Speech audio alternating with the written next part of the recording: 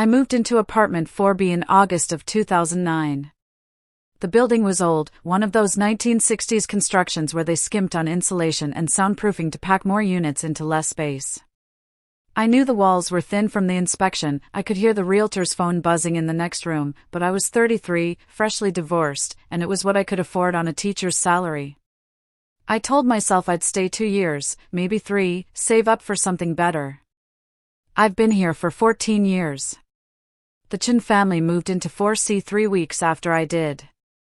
I remember because I was still unpacking when I heard the sounds of furniture being dragged across hardwood floors, a child's laughter, a woman's voice calling out measurements. I didn't meet them properly for another month, just waves in the hallway, the kind of neighborly acknowledgement that says I see you exist without committing to actual connection. Their son Eric was 7 then. Daughter Melissa was 4. I know this because on a Saturday morning in October, I heard Patricia Chen, the mother, scolding Eric through the wall we shared. "You're 7 years old, you should know better than to leave your shoes in the hallway where your baby sister can trip." The walls in this building aren't just thin, they're honest. They don't filter or soften. They report. For the first 2 years, what I heard was ordinary. Morning routines with the chaos of getting kids ready for school.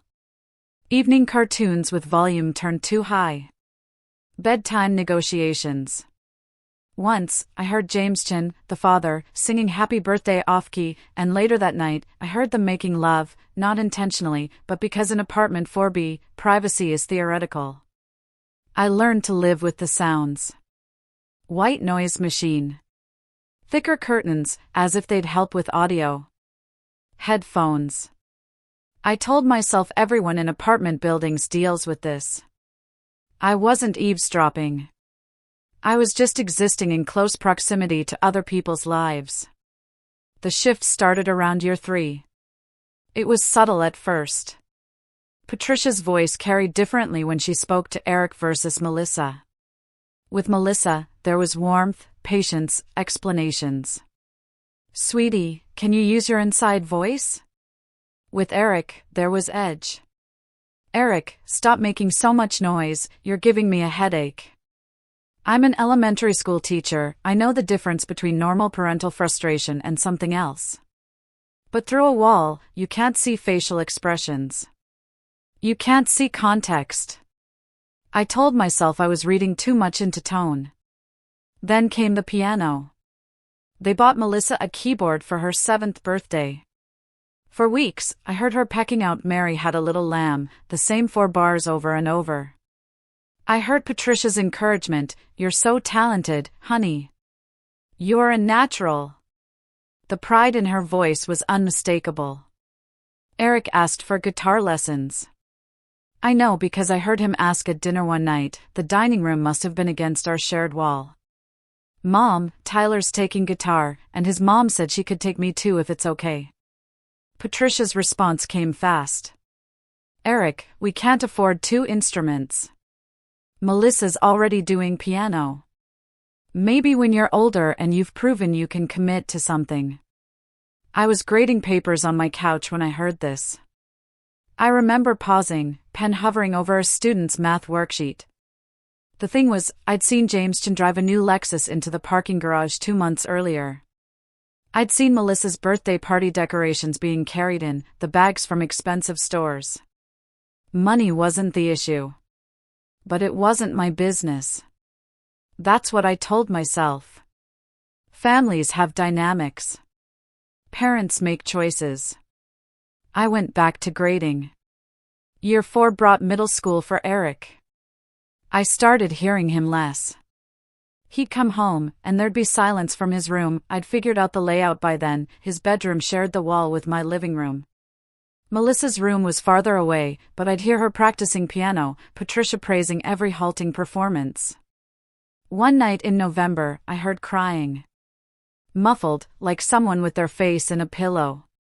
It was late, past 11. The sound came from Eric's room. It went on for maybe 20 minutes, these awful, suppressed sobs. I stood with my ear near the wall, hand raised, thinking about knocking. About checking if everything was okay. I didn't knock. The crying stopped eventually. I went to bed. I taught 23 fifth graders the next day about the water cycle, and I didn't think about the boy crying through the wall. That's the thing about being a witness through walls. You can always tell yourself you weren't sure what you heard. That it might have been TV. That kids cry sometimes. That it's not your place. Year 5, Eric was 12. Melissa was 9. The piano had upgraded to actual lessons with a teacher who came to the apartment twice a week. I'd hear her scales, increasingly complex pieces. I'd hear Patricia on the phone, "Yes, we think she has real potential. We're looking into performing arts schools for high school. She's just naturally gifted." Eric played basketball.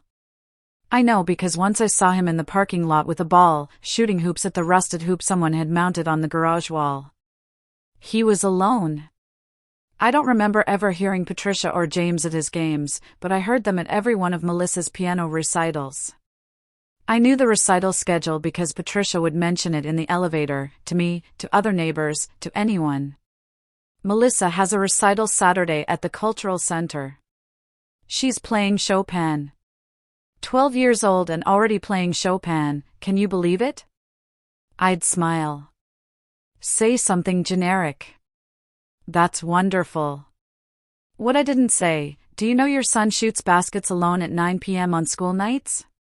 Year 6 brought a fight I couldn't unhear. It was a Sunday afternoon in March. I was reading on my couch when I heard Eric's voice, louder than I'd ever heard it. He must have been standing right against the wall. Why does everything have to be about Melissa? Why can't I do anything without it being compared to what she's doing? James's voice, stern, watch your tone. Your sister works hard for her achievements. I work hard. I made honor roll, did you even notice? Did anyone even care? Patricia's voice cut in, sharp, Eric, this attitude is exactly why we can't invest in you the way we do with Melissa. She's grateful. She doesn't throw tantrums when things don't go her way. Silence. Then Eric's voice, quieter, cracking, I'm not throwing a tantrum. I just wanted you to be proud of me too. More silence. Then Patricia, we are proud of you. But Melissa has a gift. Not everyone can be exceptional, Eric. There's nothing wrong with being ordinary. I sat frozen on my couch. My book slipped from my hands. I heard a door slam, Eric's room. Then nothing. I should have knocked on their door. I should have done something. I played that conversation over in my mind for days. There's nothing wrong with being ordinary. What do you say to a 12-year-old to make those words less devastating? But I didn't know these people. Not really. And maybe I'd misunderstood. Maybe there was context I was missing. Maybe Patricia had said something else after, something comforting I hadn't heard. I went to work Monday and taught my students about fractions. I didn't knock on the Chen's door. The silence from Eric's room became more frequent after that. Sometimes I'd come home from work and hear Melissa's piano filling the apartment building. She was good, genuinely talented, and I'd hear Patricia's voice praising her. But from Eric's room, nothing. The absence of sound became its own kind of testimony. In year 7, I started documenting things. Not intentionally at first. I kept a journal, had for years, mostly about my own life, dates I went on that went nowhere, frustrations with school administration, observations about my students. But the Chens started appearing in the entries. April 14th, Herdy crying again tonight. 3rd time this week. May 2nd, M's recital tomorrow. P has been on the phone all week telling everyone who'll listen. June 8th, last day of school. Herdy asked if anyone wanted to see his report card. No response that I could hear. I didn't write these things thinking I'd do anything with them. I think I just needed to acknowledge that I was hearing what I was hearing. That it was real. That I wasn't imagining the pattern. Summer of year 7, the Chens went on vacation. I know because I watered their plants, Patricia had asked me in the elevator, casual, neighborly. It was the first time I'd been inside their apartment. The place was nice. Tasteful furniture, family photos on the walls. I counted the photos while I watered the fiddle leaf fig in their living room. Melissa appeared in 43 visible photographs. Eric appeared in 11. In 9 of those 11, he was partially cropped out or in the background. There was a school photo on the mantle, one of those package deals where they photograph both kids. Melissa's photo was in a silver frame, 8 by 10, prominent. Eric's photo was there too, but smaller, 5 by 7, pushed to the side behind a decorative bowl. I watered the plants quickly and left. I felt like I'd trespassed on something more private than their physical space. When they returned, I heard them unpacking through the wall. Melissa talking excitedly about the beach, about the dolphins they'd seen. Patricia laughing, engaged. James chiming in with details. I didn't hear Eric's voice at all. Maybe he was in his room. Maybe he hadn't gone. Maybe he'd been there but silent. Through walls, absence and silence sound the same.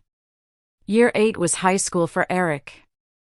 I'd see him sometimes in the mornings, waiting for the school bus, headphones in, hood up regardless of weather. He'd grown tall, maybe 5'10", lanky in that teenage way. He never made eye contact with anyone. Melissa was in 8th grade, her final year of middle school. The piano had become her identity. I'd hear her practicing 4-5 hours a day on weekends. Competitions, master classes, private lessons with some teacher who'd studied at Juilliard. Patricia's phone conversations became a catalog of Melissa's achievements. First place in her division. The judges said she has professional potential. We're looking at conservatory programs. One evening in October, I heard an argument that made me finally consider calling someone. It started with James.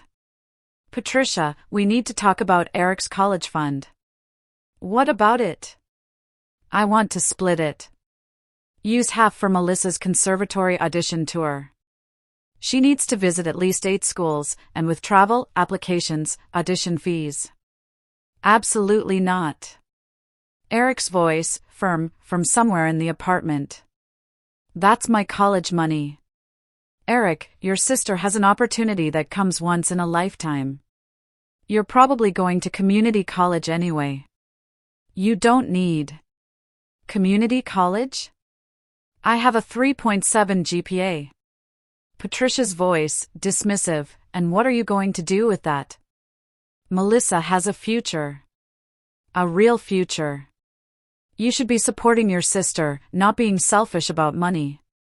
It's not selfish to want to go to college.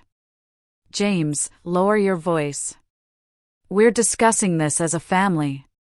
No, you're discussing how to take my future to pay for hers. That's not a discussion. That's you telling me I don't matter. Silence. Then Patricia, cold, if you mattered more, Eric, we wouldn't be having this conversation. But you've never applied yourself. You've never shown the dedication Melissa has. We invest where there's return. That's how life works. I was standing pressed against the wall, my hands shaking. I had my phone in my hand. I pulled up the number for Child Protective Services. I'd worked with them before, as a teacher, for students I'd suspected were being abused. But what would I report? Parents who loved one child more than another? Parents who said cruel things but didn't neglect basic needs? What I was hearing was emotional abuse, I was certain of that. But it was also a conversation in a private home, overheard through a wall. Would CPS even take the call seriously? I stood there for 10 minutes, phone in hand, cursor hovering over the call button. I didn't call. I told myself I'd wait. See if things improved. Monitor the situation. I'd document more carefully. Build a case if I needed to. I was being responsible, strategic, patient. I was being a coward, and somewhere deep down, I knew it. Year 9 brought a change in the sounds. Eric stopped arguing. The fight stopped because he stopped engaging. I'd hear Patricia make cutting remarks, "Eric, if you spent as much time on your schoolwork as you do hiding in your room. Your sister managed to get all A's and practice 20 hours a week, but I suppose that's too much to ask of you," and I'd hear nothing back. No defense. No response. The silence from his room became absolute. Even the crying stopped, or maybe he'd learned to cry more quietly, in the shower where the water would cover the sound. I saw him less in the hallways. He'd leave early for school, come home late. When I did see him, he'd become someone else. Thinner. Shoulders perpetually hunched. Eyes that looked past people rather than at them. Melissa, meanwhile, bloomed. I'd see her with friends, laughing in the parking lot. I'd hear her on the phone, excited conversations about auditions, about college visits. She seemed genuinely happy, genuinely unaware of the cost being paid for her happiness.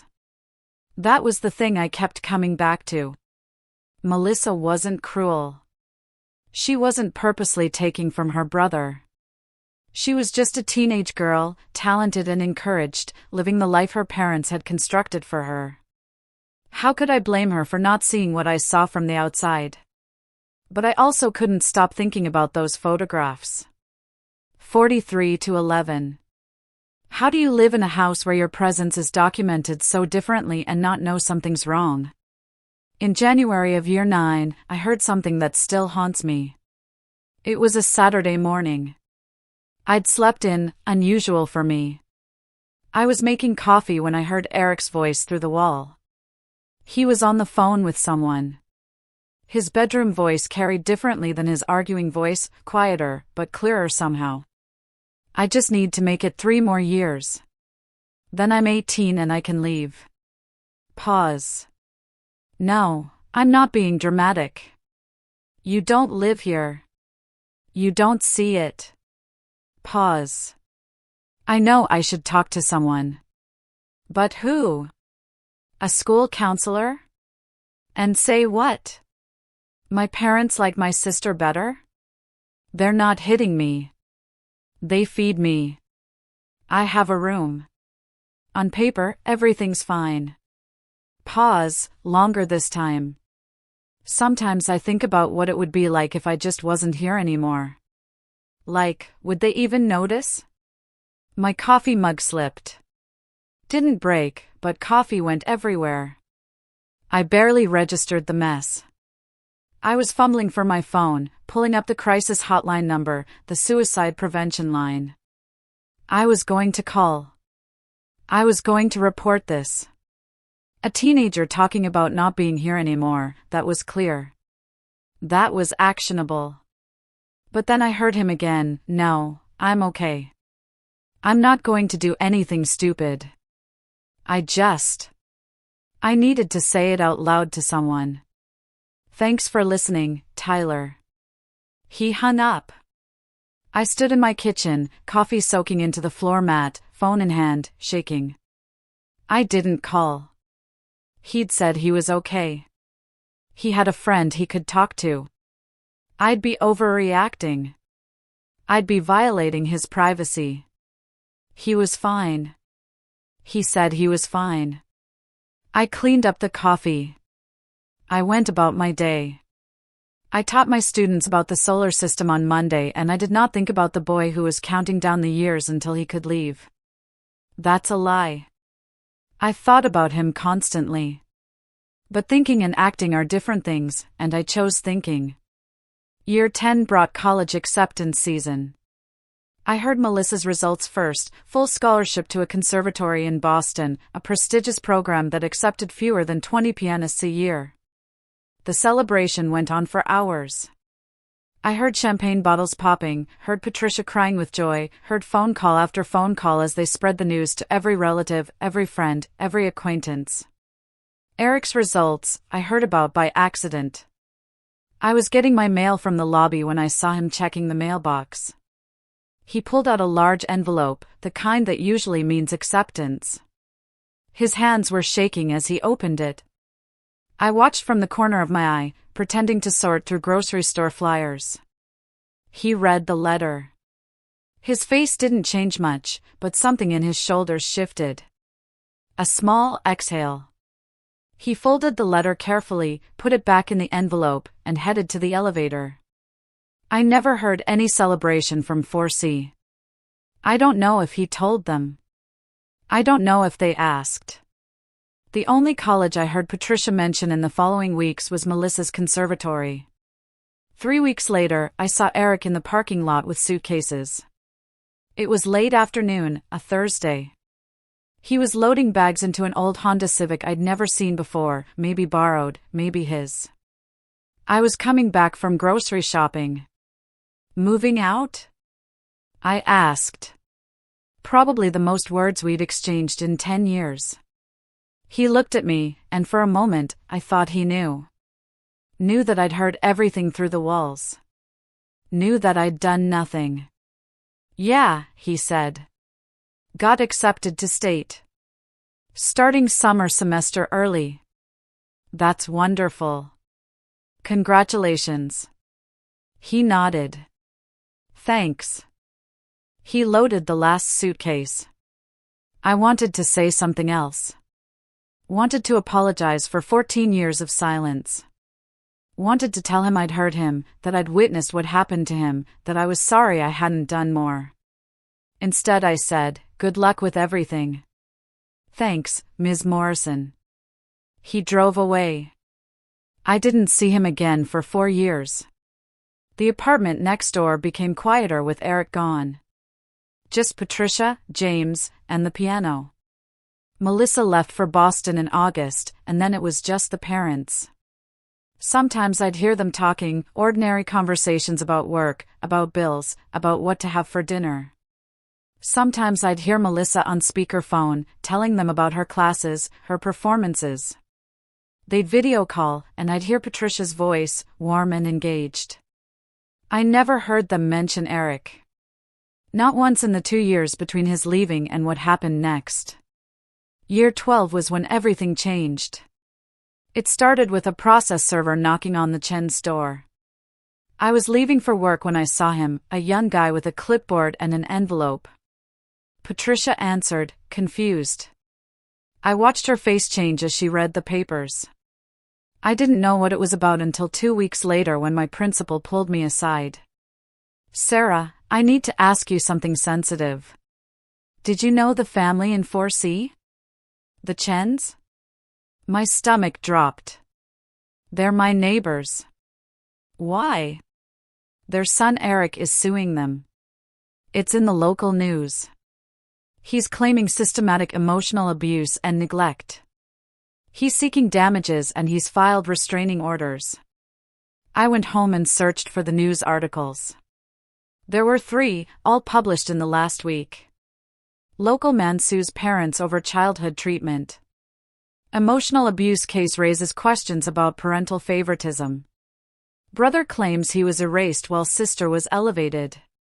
The details in the articles made me sick. Eric, now 21, had spent 2 years in therapy working through what he described as growing up as a ghost in my own family. The lawsuit cited specific instances, the college fund that was raided for Melissa's conservatory tour, birthday parties where only Melissa's friends were invited even though both siblings had birthdays in the same month, family vacations where Eric was left with relatives while the parents took Melissa to piano competitions. There were quotes from Eric's testimony in the initial filing. I learned to cry silently because any expression of pain was treated as me trying to take attention from my sister. I learned to make myself smaller, quieter, less present. By the time I was 16, I understood my role was to not interfere with the family my parents actually wanted. The article mentioned that neighbors and teachers had been subpoenaed to testify. I got the subpoena 3 days later. The deposition was in a law office downtown. Eric's attorney was a woman in her 40s, kind eyes, patient manner. She asked me about what I'd observed over the years. I told her about the crying I'd heard. The arguments. The things Patricia had said that I'd overheard.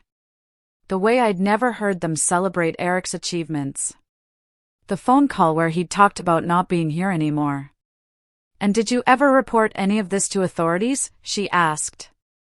"No." "Why not?" I'd prepared for this question. I had answers ready. I wasn't certain what I was hearing. I didn't have visual confirmation. I didn't want to overstep boundaries. I didn't think it would be taken seriously. She looked at me with something that might have been pity. "Ms. Morrison, you're a mandated reporter. You're trained to identify emotional abuse in children. Can you explain why, in 14 years, you never filed a single report?" I couldn't. Not in a way that didn't make me complicit. The case settled before trial. The details were sealed, but I heard through neighborhood gossip that Eric received a significant sum and that the restraining orders remained in place. Patricia and James couldn't contact him unless he initiated it. Melissa came home from Boston for a week during the proceedings. I saw her in the elevator once. She looked devastated, confused. "I don't understand," she said to me, unprompted. "We were a normal family. I don't understand why Eric is doing this." I wanted to tell her. Wanted to explain that she'd lived in a different family than her brother had. That her normal was built on his erasure. That she wasn't to blame but that her innocence came at a cost. Instead I said, "I'm sorry you're going through this." She nodded and got off at her floor. Patricia and James moved out 6 months later. I helped them carry boxes to the moving truck, the way neighbors do. Patricia barely spoke to me. James made small talk about weather. Neither of them mentioned Eric. Neither of them asked me what I'd said in my deposition. A young couple moved into 4C. They have a toddler who runs through the apartment at all hours. I hear them reading bedtime stories, both parents' voices taking turns with different character voices. I hear them praise the child for small things, using the potty, sharing toys, eating vegetables. I hear them being the parents the Chens never were to Eric. Last month, I saw Eric. He was at the coffee shop 2 blocks from the building. He's 25 now, works in tech from what I gathered from overhearing his phone conversation. He looked good. Healthy. There was a woman with him, laughing at something he'd said. He didn't see me. I didn't approach him. What would I say? I heard everything through the walls and I did nothing. I'm sorry I didn't protect you when I could have. I was a coward dressed up as someone respecting privacy. I think about him constantly. I think about year 7 when I almost called CPS. Year 9 when I heard him talking about not wanting to be here anymore. Year 10 when he left and I said nothing more than good luck. I think about all the small moments when I could have knocked on the door. Could have pulled Patricia aside in the hallway. Could have filed a report. Could have done something other than document my observations in a private journal that helped no one. People ask me why I still live in this building with the thin walls. Why I haven't moved after 14 years like I always planned. I tell them it's rent control. Market rates. Proximity to work. The truth is I can't leave. This apartment is where I was a witness to something terrible happening in slow motion, and I carry that with me. The walls are thin enough that I heard a child being slowly erased from his own family, and I chose silence over action every single time. I don't know if calling CPS in year 7 would have changed anything. Maybe they would have investigated and found nothing actionable. Maybe it would have made things worse for Eric. Maybe the Chens would have been more careful, more subtle. Or maybe someone would have listened. Maybe someone would have intervened. Maybe Eric wouldn't have spent his teenage years counting down the days until he could escape. I'll never know. What I do know is this: I was their neighbor for 14 years. I heard everything through the walls. And when I had the chance to be more than a passive witness, I chose the comfort of non-involvement over the discomfort of speaking up. Eric won his case. He got his settlement. He got away from them. But I can't help wondering what else he could have had if I had acted sooner. What his adolescence might have looked like if he'd had even one adult who heard his pain and chose to help instead of document and wait. The couple in 4C is arguing now about whose turn it is to do dishes. It's a normal argument, the kind that happens in every home. Their toddler is singing something off-key in the background. The sounds are ordinary. Domestic. Safe. I listen through the walls like I always have. But now I know the difference between listening and hearing. Between observing and acting. Between being a witness and being complicit. I know that difference. I just learned it 14 years too late.